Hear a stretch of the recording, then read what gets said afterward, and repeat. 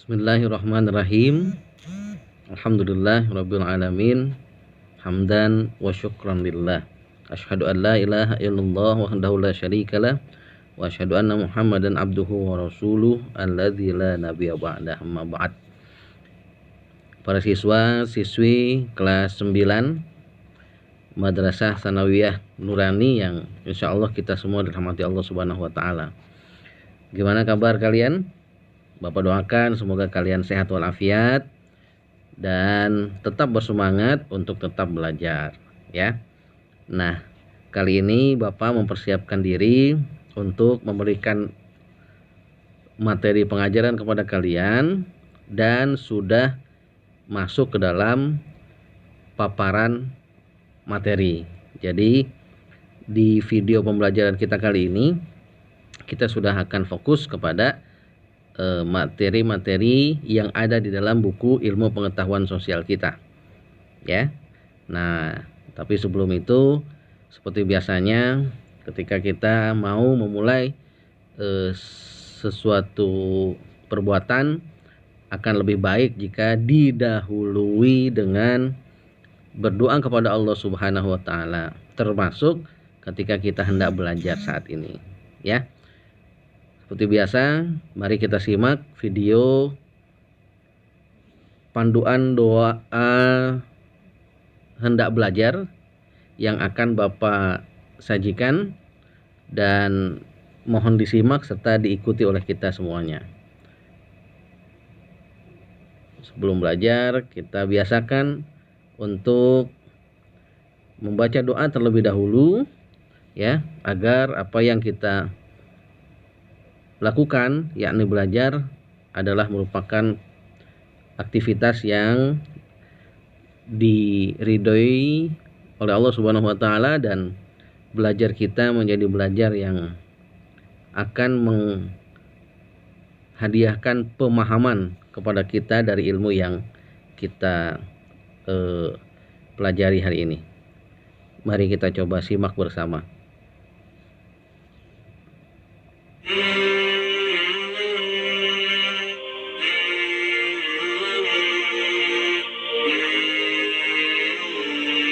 Kita berdoa bersama mengikuti bacaan yang dipandu oleh video berikut ini.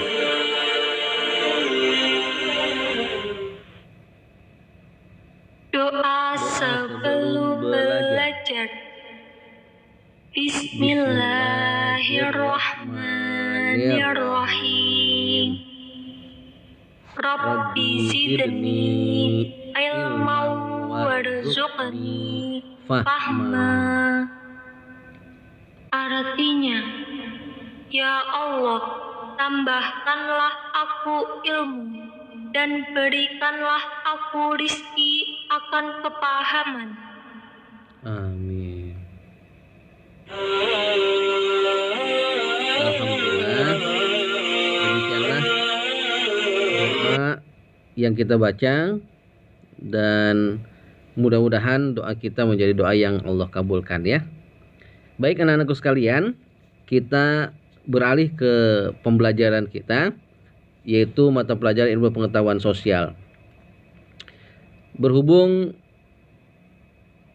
pertemuan kita dalam proses pembelajaran ini baru pertama kalinya, maka Bapak mau memanfaatkan ini dengan mengajarkan materi sejak dasar ya, yaitu sejak materi pertama supaya kita bisa menguasai ilmu yang akan kita pelajari pada hari ini itu sejak awal ya. Nah, di sini perlu kalian coba cermati bahwa yang disajikan kepada kita dan merupakan materi pembelajaran pertama yaitu adalah tema 1, potensi dan upaya Indonesia menjadi negara maju. Nah, dengan peta konsep ya seperti yang nampak di layar handphone kalian ini, ya. Jadi peta konsepnya adalah kita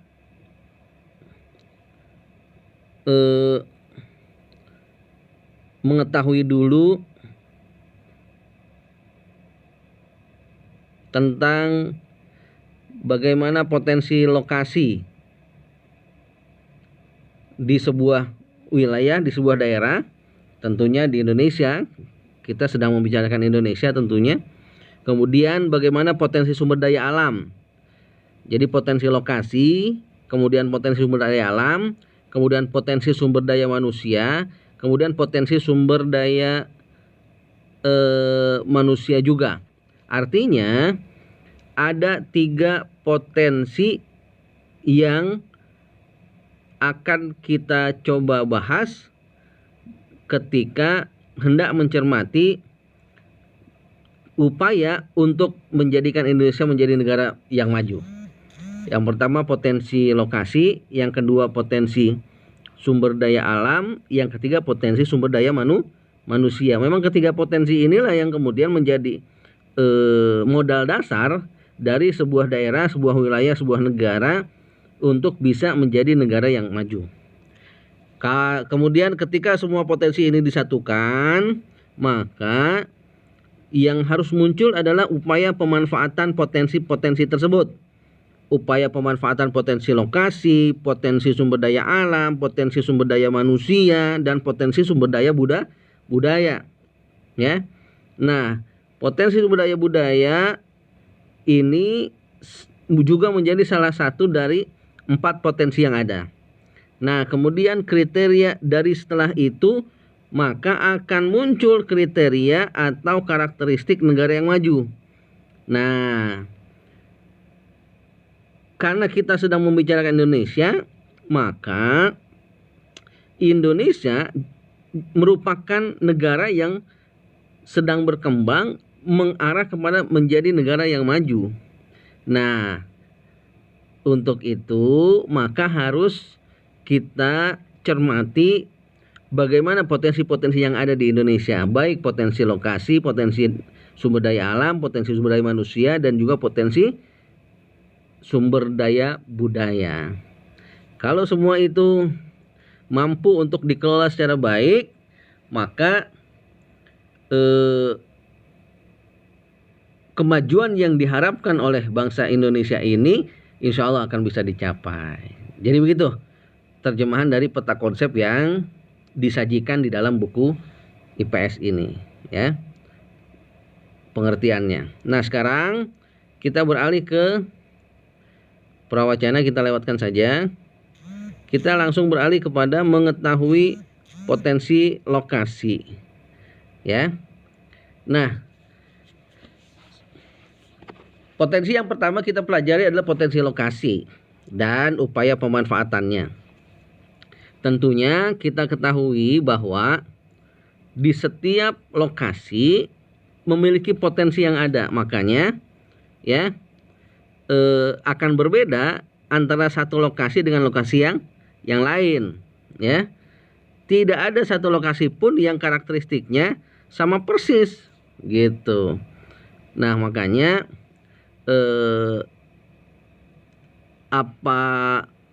apalagi yang ada di Indonesia. Jadi Indonesia dengan luas wilayahnya, kemudian beragam daerahnya, tentunya memiliki potensi lokasi yang beragam pula. Makanya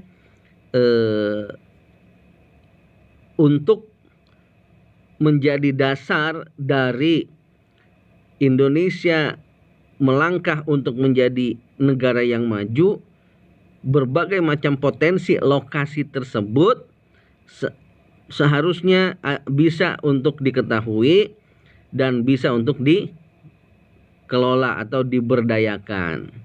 Nah, oleh karena itu buat kita yang saat ini sedang belajar tentang potensi lokasi yang ada di Indonesia, maka perlu kita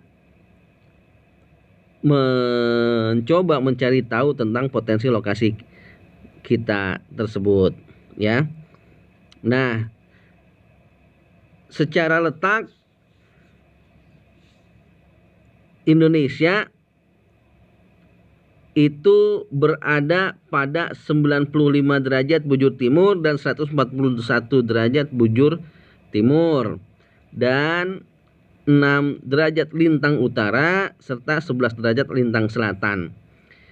Nah, posisi tersebut membuat Indonesia berada pada wilayah tropis. Akibatnya Indonesia memiliki iklim tropis yang ditandai dengan suhu dan curah hujan yang tinggi. Suhu Indonesia itu kisaran antara 27 derajat sampai 32 derajat. Dan curah hujan tahunan berkisar antara 1000 sampai 4000 per tahun, ya. Nah, jadi data yang seperti ini merupakan informasi tentang potensi negara Republik Indonesia. Karena dengan berada di letak yang sedemikian tadi digambarkan, ternyata membuat alam Indonesia merupakan alam tropis yang memiliki curah hujan yang cukup tinggi. Itulah barangkali hal yang menjadi negara Indonesia menjadi negara yang subur. Yang kalau kita mau merujuk kepada satu bait syair lagu dari grup Kus Plus, ya, ini grup band masa lampau, ya. Negara Indonesia itu disebutkan adalah bagaikan kolam susu, gitu. Jadi ada bait syairnya begini: bukan lautan hanya kolam susu, kail dan jala cukup menghidupimu. Tiada topan, tiada badai kau temui, dan seterusnya lah, gitu, ya, gitu. Nah, sampai kepada ada satu liriknya yaitu tongkat kayu dan batu jadi tanaman. Tuh. Artinya saking suburnya tanah di Indonesia, maka kalau menanam tongkat kayu saja, ini maksudnya simbol dari tanaman yang ditanam lewat batang. Seperti umbi-umbian dan sebagainya, singkong, ya, begitu. Kemudian kalau menanam batu, ya. Nah, ini simbol batu ini istilahnya kan batu itu punya sifat keras kan, begitu, ya. Tapi maksudnya ketika mau menggambarkan bagaimana potensi tanah yang ada di Indonesia adalah subur, ya, maka batu ditanam, kayu ditanam aja itu bisa jadi tanaman, gitu maksudnya, ya. Nah, anak-anakku sekalian, lanjut kepada materi, yaitu secara geografis Indonesia terletak di antara dua benua dan dua samudra. Benua yang mengapit Indonesia adalah benua Asia dan benua Australia. Kalau dua benua yang mengapit Indonesia. Kemudian tentang samudra, samudra yang mengapit Indonesia adalah Samudra Pasifik dan Samudra Hindia. Ini data yang harus kalian ingat nih. Jadi Indonesia diapit oleh dua benua dan dua samudra. Dua benua tersebut adalah benua Asia dan benua Australia. Kemudian samudra yang mengapit Indonesia tersebut adalah Samudra Pasifik dan Samudra Hindia. Jadi nanti kalau ada pertanyaan, apa nama dua benua yang mengapit Indonesia? Nah, kalian bisa menjawab, yaitu adalah benua Asia dan benua Australia. Apa nama dua samudra yang mengapit Indonesia? Nah, kalian bisa menjawab Samudra Pasifik dan Samudra Hindia, ya. Posisi ini membuat Indonesia dilalui oleh jalur pelayaran internasional antar negara. Artinya dilalui oleh negara-negara yang ada di dunia ini, dan antar benua seperti yang tampak pada gambar yang disajikan di dalam buku ini. Nah, kemudian itu potensi dari segi letak, ya. Oleh karenanya barangkali yang menjadi pengetahuan buat kita adalah potensi lokasi bangsa Indonesia, potensi lokasi negara kita ternyata sudah diawali dengan letak negara kita itu berada di mana, ya. Baik secara garisnya ataupun secara posisinya berada di antara dua benua dan dua samudra itu, gitu. Nah, potensinya luar biasa besar negara kita, tinggal bagaimana mengelolanya. Baiklah, itu saja materi kita pada hari ini, anak-anakku sekalian kelas 9, ya. Nah, ada tugas yang ingin Bapak sampaikan kepada kalian. Di sini ada tugas disebutkan aktivitas kelompok, tapi Bapak minta ini dikerjakan secara masing-masing saja, yaitu adalah jika kamu perhatikan peta jalur perhubungan dunia, tampak banyak alternatif rute pelayaran dunia. Lalu jalur pelayaran tersebut melewati sejumlah selat di dunia. Selat mana saja yang dilewati? Tulislah nama-nama selat dan nama-nama negara yang menguasai selat tersebut. Jadi tolong dikerjakan tabel tentang nama-nama selat dan negara yang melewatinya, ya, gitu. Nama-nama selat ada berapa? Pokoknya yang kamu dapati tulis.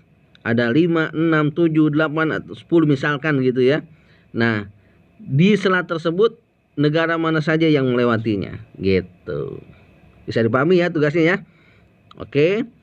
Nah, tugas itu ditulis di kertas lembar, kemudian kalian fotokan hasilnya, kemudian kalian kirimkan ke wali kelas. Nah, nanti wali kelas yang akan kemudian mengirimkan ke Bapak. Itu saja barangkali anak-anakku sekalian materi kita pada hari ini, ya. Semoga kita semua bisa memahami dari apa yang kita pelajari ini. Kita akhiri dengan hamdalah, alhamdulillahirabbil alamin. Assalamualaikum warahmatullahi wabarakatuh. Sampai bertemu lagi di pembelajaran berikutnya. Tetap semangat, ya. Oke.